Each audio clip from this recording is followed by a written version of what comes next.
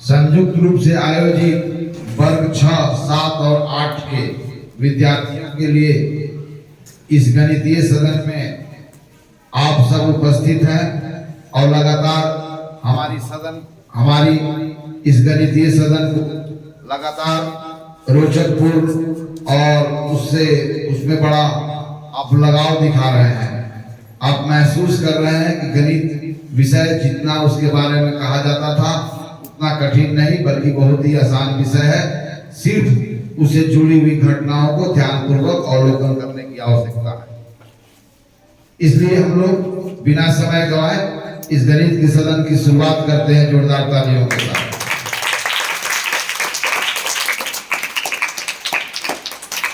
गणितीय क्षेत्र में आप महान उपलब्धि हासिल करें इस कामना के साथ आपका ध्यान बोर्ड पर लिखी हुई बिंदुओं की ओर आकृष्ट करते हुए आज घोषणा किया जाता है कि आज चर्चा होने वाली है जिन विषयों के ऊपर वह व्यापार से ही जुड़ा हुआ है, जिसको हम लोग बोलते हैं ब्याज। अब इससे जुड़े हुए शब्द बहुत सारे आएंगे। ब्याज, मूलधन, मिश्र धन, साधारण ब्याज, चक्रवृद्धि ब्याज। कहने का मतलब कि आज की सदन फोकस करती है किस पर, कि ब्याज की गणना कैसे की जाती है। तो आइए विषय की शुरुआत करने के पहले इसके बारे में मैं आपको कुछ कहना चाहता हूं। इस संसार में जब धन का महत्व बढ़ा तो धन का महत्व बढ़ने से धनिक का भी महत्व बढ़ा।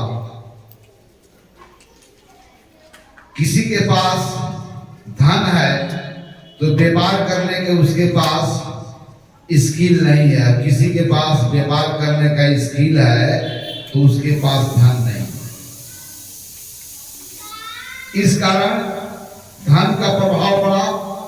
तो किसी व्यापारी के पास धन नहीं है तो धनिक आदमी के पास जाता है और कहता है कि आप मुझे उधार में कुछ पैसा दो और एक समय के बाद इसे लौटा दो।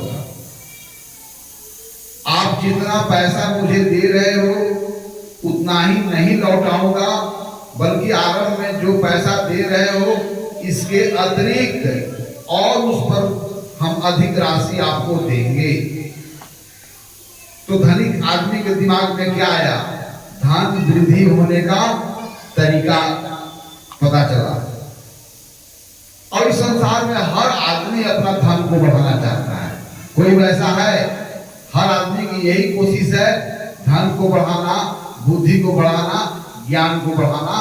लेकिन धन को बढ़ाने में सब लोग लगे हुए हैं। तो धनिक आदमी ने सोचा कि मेरा पैसा मेरे यहाँ रहकर क्या करता, अगर किसी के पास मैं दे देता हूँ तो वह कुछ दिन के बाद हमारा पैसा जो होगा बढ़ के मेरे पास मिलेगा। यह तो सब कोई चाहेगा। व्यापारी के पास एक आइडिया था कि जो पैसा मैं इससे लूंगा इससे हम कोई ना कोई वस्तु को खरीदेंगे और उसको हम ऊंची कीमत पर बेचेंगे और जो लाभ होगा उस लाभ में उस आदमी को हम हिस्सेदार भी बना देंगे तो भी मेरे पास कुछ ना कुछ लाभ होगा ही।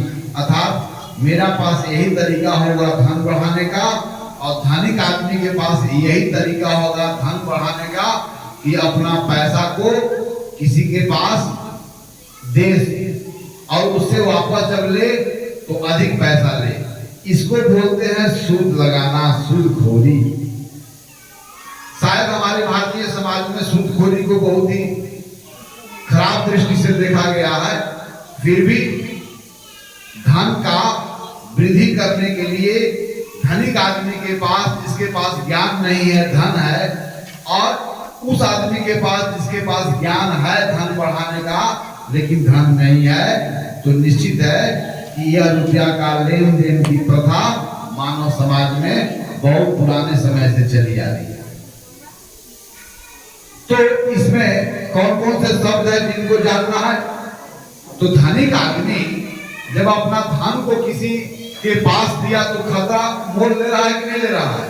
आप सुनते होंगे कि पैसा हम उसको दिए थे लेकिन अब समय पर लौटा ही नहीं रहा है। उसके लिए बहुत मारपीट भी हो जाती है और उससे भी आगे भी हो सकती है। तो समाज में किसी को अपना पैसा दे तो खतरा है और इसी खतरा को आप उठाते हैं, यानी कि धनिक आदमी औरों के हाथ में धन दे करके रिस्क उठाता है और इसी रिस्क के बदले में वह अतिरिक्त पैसा पाने का उम्मीद करता है। अब तो यह लेन देन का काम बिल्कुल वैध है। बैंक से लेकर के बहुत सारी संस्थाएं दिन रात लेन देन की काम कर रही है। तो लेन देन से जुड़ी हुई जो व्यापार है उसके बारे में आज हम लोग समझने जा रहे हैं। तो पहले इससे जो जुड़े हुए टर्म है इनके बारे में आप अच्छी तरह से जान लो। तो धनिक आदमी प्रारंभ में जो पैसा दिया, किसको दिया? जिसने उधार लिया। उधार लेने वाले उधारकर्ता को धनिक आदमी प्रारंभ में जितना राशि देता है उस राशि को हम लोग क्या बोलते हैं? मूलधन। क्या बोलते हैं हम लोग? यानी कि प्रारंभ में वह राशि जो धनिक आदमी के द्वारा उधारकर्ता को दिया जाता है, या कोई भी व्यक्ति आरंभ में धनिक आदमी से जितना रुपया प्राप्त करता है वह रुपया क्या कहलाता है? मूलधन। तो इसको मैं मिटा देता हूं, एक एक करके आप लिखते जाइए।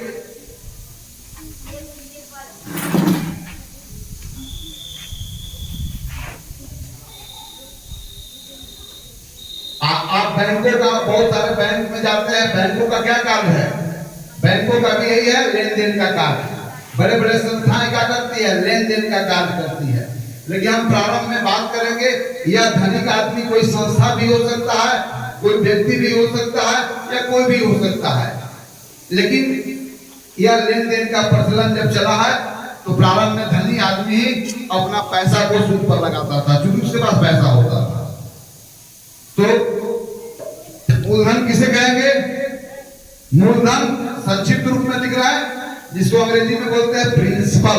क्या बोलते हैं? प्रिंसिपल। इसलिए इसके लिए पी लेटर का हम यूज करेंगे ना। तो मूलधन क्या है? वह राशि जो आरंभ में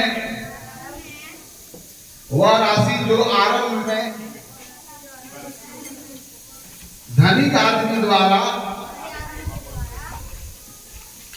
आदमी द्वारा रिच पर्सन उधारकर्ता को, धनिक आदमी द्वारा उधारकर्ता को दी गई राशि क्या कहलाती है? मूलधन।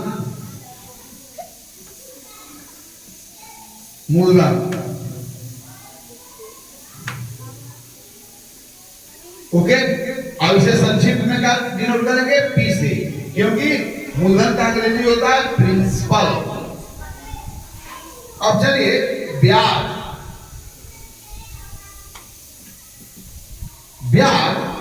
जब धनिक आदमी से उधारकर्ता ने पैसा को प्राप्त किया तो उस धन का उपयोग अपने कार्यों में किया और कुछ समय तक किया। तो वह चूंकि अब है, धनिक आदमी तो खतरा लेता है इसलिए अधिक पैसा लेता है। उधारकर्ता जो है तो जितना पैसा लेता है उससे अधिक क्यों देता है? क्योंकि उधारकर्ता ने उस पैसे से धन कमाया है, यानी कि उसको धन कमाने का अवसर मिला है। इस कारण यह जो है उधार में ली गई राशि का अतिरिक्त पैसा दिया जाना बिल्कुल वैध है ना।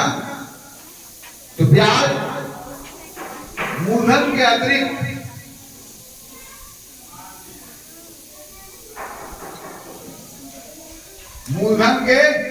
अतिरिक्त राइट जो राशि उधारकर्ता द्वारा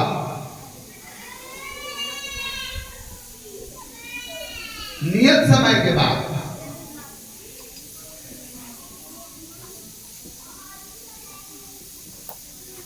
तो मूलधन के अतिरिक्त जो राशि उधारकर्ता के द्वारा नियत समय के बाद धनिक आदमी को भुगतान किया जाता है,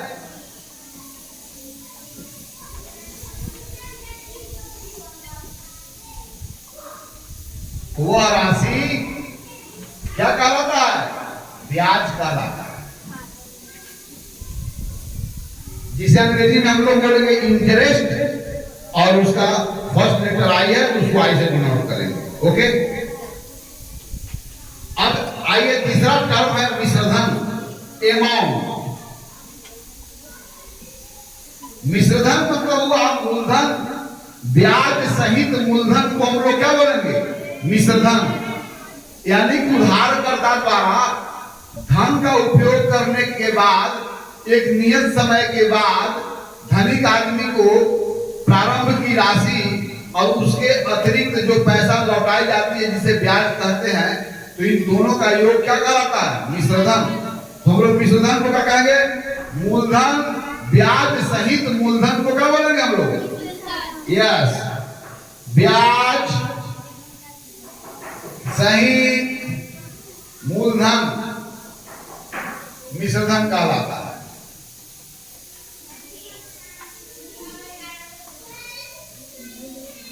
मैंने मिक्स्ड है, इसमें प्रिंसिपल और इंटरेस्ट दोनों को मिक्स कर दिया गया, राइट है ना? ओके, तो तीन टर्म को समझ गए। धनिक आदमी द्वारा जो पैसा प्रारंभ में दिया जाता है उस राशि को मूलधन कहते हैं, और उधारकर्ता के द्वारा धनिक आदमी से प्राप्त राशि को उपयोग करके, अपना हितों में उपयोग करके नियत समय के बाद जो लौटाई जाती है उस अतिरिक्त राशि को ब्याज बोलते हैं, और ब्याज सहित मूलधन को हम मिश्रधन बोलते हैं। अर्थात उधारकर्ता के द्वारा धनिक आदमी को प्रारंभ के राशि के सहित अतिरिक्त भी राशि दिया जाता है, तो उस पूरे सम को हम क्या बोलते हैं? मिश्रधन। ओके, तीन टर्म समझ गए ना? मूलधन, ब्याज और मिश्रधन। समझ गए ना? अब चलिए इसके आगे एक और चीज समझना है कि ठीक है, उधारकर्ता जो है, एक उधारकर्ता 100 रुपया लेता है, एक उधारकर्ता 200 रुपया लेता है, एक उधारकर्ता 300 रुपया लेता है, तो क्या 100, 200, 300 रुपया लेने वाले के बाद किसी समय के बाद क्या उनके द्वारा बराबर ही राशि लौटाई जानी चाहिए कि अलग अलग राशियां होगी?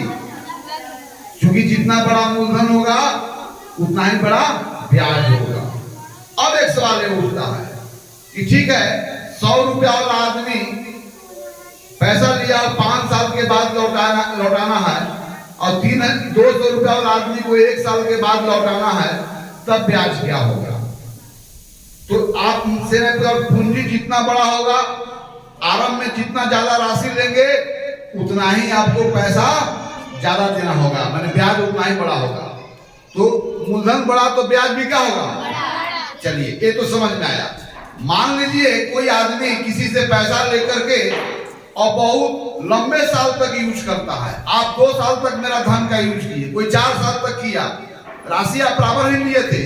इनको मैं 100 रुपया दिया, इनको भी मैं 100 रुपया दिया, सबको मैं 100 रुपया दिया, लेकिन एक 2 साल के बाद लौटाएंगे, एक 4 साल के बाद लौटाएंगे, एक 6 साल के बाद लौटाएंगे, तो सबकी ब्याज एक ही होगी। यानी कि समय ज्यादा तो ब्याज भी यस। 2, तीसरा, ब्याज की दर, कोई ब्याज की दर मतलब कितना रुपया पर कितना ब्याज लिया जाएगा, अर्थात ब्याज और मूलधन का अनुपात क्या होगा, यह तो तय हो जाए। कोई 100 रुपया मूलधन पर 20 रुपया दे रहा है ब्याज, कोई 100 रुपया मूलधन पर 25 रुपया दे रहा है, यानी कि ब्याज की दर ज्यादा तो ब्याज भी क्या होगा? ज्यादा। इसका मतलब हुआ कि ब्याज 3 कारकों से प्रभावित होती है। ब्याज को प्रभावित करने वाला 3 कारक है। कौन कौन? मूलधन, ज्यादा मूलधन तो ज्यादा ब्याज, मूलधन दुगना तो ब्याज भी दुगना। 1 सेकेंड, समय, ज्यादा समय तक धन का यूज करेंगे तो ज्यादा ब्याज मिला। बैंक से आप पैसा ले और ज्यादा दिन तक रखेंगे तो ब्याज कम होगा कि ज्यादा होगा? यानी कि समय ज्यादा तो ब्याज भी क्या होगा? अब आइए रेट परसेंट, माने इंटरेस्ट परसेंट, कि अगर इंटरेस्ट और ब्याज का अनुपात बड़ा होगा तो ब्याज भी क्या होगा? ओके, तो ब्याज तीन कारकों पर निर्भर करता है। कौन कौन? ब्याज को समय प्रभावित करता है, ब्याज को मूलधन प्रभावित करता है, और ब्याज की दर प्रतिशत प्रभावित करता है। जब देखेंगे यह चैप्टर राशियों से वेरिएशन पर ही है, तो ब्याज को आपने क्या देखा, किससे प्रभावित हुआ? ब्याज अगर मूलधन दुगना हो गया तो ब्याज भी क्या हो गया? यानी कि ब्याज मूलधन के साथ कैसे वैरी करता है? डायरेक्ट। यानी कि ब्याज मूलधन के साथ डायरेक्ट प्रोपोर्शन में होता है। ब्याज, अब बताओ, समय के साथ समय दुगना तो ब्याज भी क्या होगा?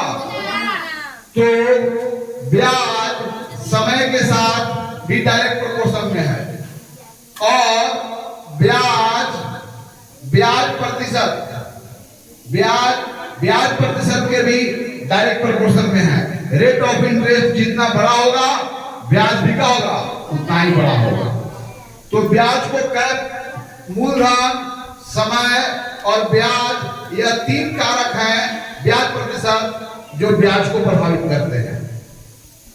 अंडरस्टैंड? अब आइए,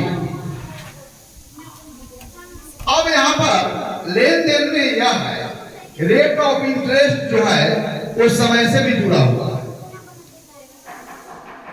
कि ब्याज का दर क्या होगा। तो ब्याज का दर, ठीक है, ब्याज समय से भी जुड़ा हुआ है, तो ब्याज का दर के साथ समय भी जुड़ा होगा। यानी कि जैसे यहां पर एक लिखा हुआ है 20% वार्षिक साधारण ब्याज या 20% वार्षिक, इतना ही समझे। ब्याज की दर या क्या दिया हुआ है? ब्याज का दर दिया हुआ है। 20% वार्षिक के मतलब होता है कि 100 रुपया अगर मूलधन होगा तो 1 वर्ष तक आप यूज करोगे, और 1 वर्ष के बाद ब्याज के रूप में कितना देना होगा? 20 रुपया। तब कुल कितना देना होगा? 120 रुपया। तो यह 20% वार्षिक ब्याज का मतलब समझ लो कि यदि मूलधन 100 रुपया हो, यदि मूलधन कितना हो? 100 रुपया। मूलधन बराबर 100 रुपया, तब ब्याज कितना होगा? कितना वर्ष के लिए? 1 वर्ष के लिए। तब यदि मूलधन 100 रुपया हो तब 1 वर्ष का ब्याज, बाबा कितना लिखेंगे? कितना लिखेंगे? 20 रुपया। इसका मतलब है, यह दिया हुआ तो इसे इतना इंफॉर्मेशन मिल रहा है कि मूलधन 100 रुपया, तब 1 वर्ष का ब्याज क्या है? 20 रुपया। रेशियो है। यदि मूलधन 100 रुपया हो तो 2 वर्ष का ब्याज क्या हो जाएगा? वेरीफाइड। अगर मूलधन 100 रुपया हो और समय को हम दुगना कर दिए, तब ब्याज क्या हो जाएगा? ब्याज भी दुगना हो जाएगा, 40 रुपया नहीं हो जाएगा। चलो, अब हम समय 1 वर्ष कर रहे हैं। यदि मूलधन को हम 500 रुपया कर दिए, तब 1 वर्ष का ब्याज क्या होगा? तो देखो, एक समय को स्थिर रखा, मूलधन को 5 गुना किया, तो संगत ब्याज भी क्या हो गया? कितना बजे? 100 रुपया जी। ठीक है। तो यहां पर क्या देखा? यहां पर 3 राशियां वैरी करती हैं। ओके, तो मूलधन अगर बड़ा हो गया और समय को स्थिर रखा तो ब्याज भी क्या हो जाएगा? बड़ा हो जाएगा। मूलधन अगर दुगना हो गया उसी समय के लिए ब्याज भी क्या हो जाएगा? अगर मूलधन को स्थिर रखो, समय को दुगना कर दो। अगर मूलधन 100 रुपया है, 1 वर्ष का ब्याज है 5 रुपया, तो मूलधन 100 रुपया हो, लेकिन 3 वर्ष का ब्याज क्या हो जाएगा? 15। तो इन राशियों के बीच में डायरेक्ट वेरिएशन है, इसी बात को ध्यान रखना। तो how can we drive the formula for simple interest we are going to learn. Okay, हम लोग इन बातों से साधारण ब्याज का सूत्र को हम लोग डिराइव करेंगे। ओके, 3 बातों को समझ गए?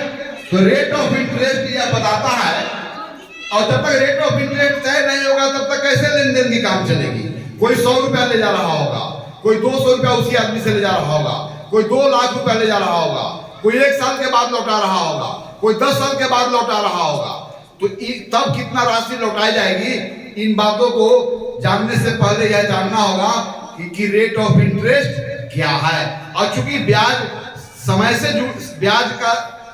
से भी ताल्लुकात है, इसलिए रेट ऑफ इंटरेस्ट में समय का जरूर जिक्र होगा। जैसे 20% वार्षिक, कहीं लिखा होगा 20% अर्धवार्षिक, कहीं लिखा होगा 20% त्रैमासिक। अर्धवार्षिक का मतलब होगा यदि मूलधन 100 रुपया हो तो 6 महीना का ब्याज 20 रुपया होगा। अब 6 महीना पर ब्याज का काउंट होगा। जैसे जैसे धन का महत्व बढ़ता गया, वैसे वैसे धनिक आदमी कड़ा से कड़ा शर्त लगाता गया। अभी आगे देखो कितना कड़ा शर्त होगा, है ना, क्योंकि धन का महत्व बढ़ गया। तो इस कारण यह ब्याज वार्षिक भी हो सकता है, ब्याज अर्धवार्षिक भी हो सकता है। हम 3 महीना के बाद आपको हम ब्याज लेंगे। आजकल मार्केट में तो 1 हफ्ता के बाद ब्याज दिया जाता है ना।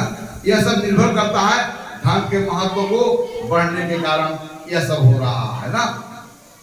चलिए, तो अब इसी बात से हम लोग we are going to derive the formula for simple interest. How can you count the simple interest? जब मूलधन दिया हो, जब क्या क्या दिया हो, मूलधन दिया हो, और मूलधन को संकेत में कर रहा है पी, समय दिया हुआ, कितने वर्षों का ब्याज काउंट करना है, तो मान लो कोई टी वर्ष दिया हुआ है, ओके। ब्याज का दर प्रतिशत दिया हुआ है, यानी कि ब्याज प्रतिशत में दिया हुआ है, और ब्याज प्रतिशत क्या है, 8% वार्षिक। तब कह रहा है कि तब टी वर्ष के लिए सिंपल इंटरेस्ट कितना होगा, ओके। चलिए, आप ही को ड्राइव करना है। तो आप लोग सुने होंगे कि सिंपल इंटरेस्ट कितना होगा। चलिए पहले आइए, 8% वार्षिक ब्याज के मतलब क्या होगा, कि 8% वार्षिक ब्याज के मतलब क्या होगा, यदि मूलधन बराबर 100 रुपया, तो 1 वर्ष का ब्याज बराबर कितना, बोलो मेरी बात, कितना होगा, कैपिटल आर। अब मूलधन 100 रुपया है। अब चलो, इसलिए मूलधन अगर 1 रुपया होगा तो 1 वर्ष का ब्याज कितना होगा। कंफ्यूज नहीं कर रहे हो, बहुत क्लियर। तो मूलधन अब 100 से 1 हो गया, मैंने 100वां भाग हो गया, तो उसके संगत ब्याज भी क्या हो जाएगा, 100वां भाग हो जाएगा। तो आर का 100वां भाग क्या होगा, आर बटा वेरीफाइड, आर बटा 100। अब यदि मूलधन, इसलिए मूलधन 1 रुपया नहीं है, मूलधन P रुपया पर काउंट करना है। और 1 से यदि मूलधन P हो तो 1 वर्ष का ब्याज क्या हो गया, देखो 1 से P हो गया, मैंने P गुना बढ़ गया, तो ये भी जो ब्याज होगा कितना बढ़ जाएगा, P गुना। तो R बटा 100 में P से गुना करेंगे तो क्या हो जाएगा,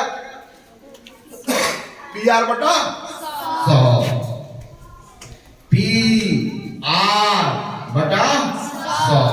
अब चलो, लेकिन हमको P रुपया मूलधन है, लेकिन समय T वर्ष है, T वर्ष पर गणना करना है, 1 ही वर्ष के लिए है। तो यदि मूलधन P हो तो कितने वर्ष का, T वर्ष, यानी कि यहाँ 1 वर्ष था, अब कितना गुना हो गया, T गुना।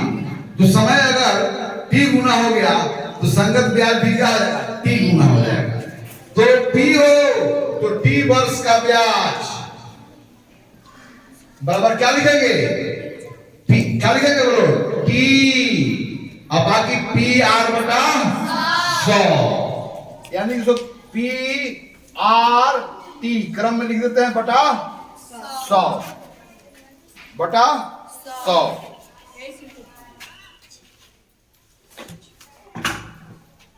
तो आपका सिंपल इंटरेस्ट का यह फॉर्मूला आपने ड्राइव कर लिया। इसलिए सिंपल इंटरेस्ट बराबर क्या होगा, यदि सवाल में मूलधन दिया हुआ है, ब्याज का दर प्रतिशत दिया हुआ है, समय दिया हुआ है, तो एसआई का सूत्र क्या हो गया, PR टी बटा क्या हो गया 100। तो पी किसके लिए आया है? मूलधन। गुने आर किसके लिए आया है? ब्याज। और गुने टी किसके लिए आया है? समय। और बटा क्या हो गया 100। तो देखिए ये साधारण ब्याज का यह सूत्र हो गया। कैसे सूत्र बना आप समझ गए? यानी कि अगर मूलधन दिया हुआ है, समय दिया हुआ है, ब्याज प्रतिशत दिया हुआ है, तब आपको साधारण ब्याज के लिए क्या सूत्र हो जाएगा? मूलधन गुने समय गुने 100 बटा 100। और कैसे इस सूत्र को हमने डिराइव किया ये समझ गए। तो आप लोग कितने लोग इसको नहीं समझ पाए हैं? आप नहीं समझ पाए हो? फिर से मैं समझा जाता हूं कि ब्याज 8% वार्षिक है, रेट ऑफ इंटरेस्ट मालूम है। इसका मतलब ब्याज की तुलना हमेशा किससे की जाती है? मूलधन से। तो यदि मूलधन 100 रुपया है, इसका मतलब हो कि मूलधन 100 रुपया है, तो एक वर्ष का ब्याज कितना हुआ? अच्छा, मूलधन यदि 1 रुपया हो गया, 100वां भाग हो गया, तो ब्याज भी तो 100वां भाग हो गया। लेकिन एक ही वर्ष में के लिए समय स्थिर है, तो एक वर्ष का ब्याज कितना हो जाएगा? 8 बटा 100। तो यदि मूलधन P रुपया है, 1 से P गुना हो गया, तो एक वर्ष के लिए ब्याज भी P गुना बढ़ जाएगा, तो PR बटा क्या हो गया 100। तो यदि मूलधन P रुपया है लेकिन समय तो T पर गणना करना है, तो T वर्ष के लिए एक वर्ष से T गुना हो गया T वर्ष, तो ये भी क्या होगा? T गुना हो जाएगा। तो PR बटा 100 में T से गुना हो जाएगा तो क्या हो जाएगा? PRT बटा 100। समझ गए ना? तो आज के इस सदन में हम लोगों ने सिंपल इंटरेस्ट को गणना करने के लिए जो किताबों में डायरेक्ट सूत्र दिया रहता है, ये आपको सूत्र दे दिया जाता है और आपको यह पता नहीं चलता है कि वह सूत्र आखिर आता कैसे है। तो आज हम लोग सिंपल इंटरेस्ट का सूत्र का हम लोग डेरिवेशन सीखा, और आज हम लोग सीखा कि व्यापार में लेन देन व्यापार का एक बहुत बड़ा भाग होता है। लेन देन क्या होता है? धन का लेन देन। और धन का लेन देन में क्या क्या कौन कौन से टर्म आते हैं आप जानते हैं। किसी धनिक आदमी के द्वारा प्रारंभ में जो राशि उधारकर्ता को दिया जा रहा है, बोरोवर को जो दिया जाता है, वह क्या कहलाता है? मूलधन। और चूंकि वह धन को अपने कार्यों में जो है उपयोग करता है और यह धनिक आदमी खतरा उठाता है, इस कारण उस पर जो राशि अतिरिक्त कमाता है, उस कमाई में से धनिक आदमी हिस्सेदार बनता है, और वो तो खुद हिस्सेदार बनता ही है। यानी कि उधारकर्ता के द्वारा धनिक आदमी को एक निश्चित समय के बाद प्रारंभ में ली गई राशि के अलावे जो अतिरिक्त राशि लौटा जाती है, उसे हम लोग क्या बोलते हैं? ब्याज। और विसर्जन क्या है कि जब अंतिम में जब आप जाते हैं, धनिक उधारकर्ता जब पैसा देने जाता है तो उतना ही पैसा नहीं देता है उनको जितना प्रारंभ में लिया था, बल्कि उसके अतिरिक्त भी और पैसा देता है। तो वहां पर मूलधन और अतिरिक्त राशि जो दोनों जोड़ के दी जाती है, उसे हम लोग क्या बोलते हैं? इसके बाद हम लोगों ने सीखा कि ब्याज भी 2 प्रकार की होती है। कौन कौन? साधारण ब्याज और चक्रवृद्धि ब्याज की बात हम आगे सीखेंगे। धनिक आदमी का जैसे जैसे नखरा बढ़ता गया, धन का महत्व जब बढ़ा, तो धनिक आदमी ने उधारकर्ता पर एक से एक कठोर शर्त को लगाता चला गया। अलग बात था कि उसकी मजबूरी थी या उसमें भी वह फायदा दिख रहा था। तो हम ब्याज कितने प्रकार से लगाए जाते हैं? तो ब्याज 2 प्रकार से लगते हैं, साधारण ब्याज और चक्रवृद्धि ब्याज। इसको हम साधारण इसलिए कह रहे हैं कि इसमें जब ब्याज की जो बढ़त होती है, यानी कि यहाँ पर इस साधारण ब्याज के शर्तों पर जब हम धन लेते हैं तो यहाँ ज्यादा रकम लौटानी पड़ती नहीं है। यदि धन को हम लंबे काल तक उपयोग करते हैं तब भी यहाँ पर ज्यादा राशि लौटानी। लेकिन चक्रवृद्धि ब्याज में आप जानोगे कि जब धन जितना अधिक दिन तक अपने पास हम रखते हैं, उतना ही अधिक राशि हमें लौटानी पड़ती है। यानी कि वहाँ ब्याज की रफ्तार ऐसा होता है, मानो प्रतीत होता है कि उस ब्याज को कोई चक्का मिल गया है या ब्याज चक्का का रूप धारण कर लिया है, इसलिए बहुत तेजी से बढ़ता जा रहा है। और यह सब क्यों हुआ? धन का महत्व बढ़ने के कारण धनिक आदमी द्वारा एक से कठोर शर्त को लगाते चला जाना। तो आज हम लोग सदन में सिर्फ इतना ही समझे कि यह जो फार्मूला हमको देखने को मिलता है और इस फार्मूला का यूज करके हम जो सॉल्यूशन ढूंढते हैं, आखिर वह फार्मूला आता कैसे है। तो इसमें भी यह सीखे कि मूलधन, समय और ब्याज की दर, यानी कि ब्याज जो है वो मूलधन के साथ डायरेक्ट प्रोपोर्शन में है, ब्याज समय के साथ डायरेक्ट प्रोपोर्शन में है, और ब्याज रेट ऑफ इंटरेस्ट के साथ क्या है, डायरेक्ट प्रोपोर्शन में है। यानी कि समय को स्थिर रखो, ब्याज के दर को स्थिर रखो, तो मूलधन अगर दोगुना हो जाएगा तो ब्याज भी क्या हो जाएगा, मूलधन को स्थिर रखो, रेट ऑफ इंटरेस्ट को स्थिर रखो, समय को दुगुना कर दोगे तो ब्याज क्या होगा, है ना। अर्थात वेरिएशन से जुड़ा हुआ ही ये समस्या है। अब अगले सदन में इस पर आधारित जो समस्याएं हैं उसका समाधान आप स्वयं अपने प्रयासों से बोर्ड पर करेंगे। इन्हीं बातों के साथ आज की सदन यहीं पर समाप्त।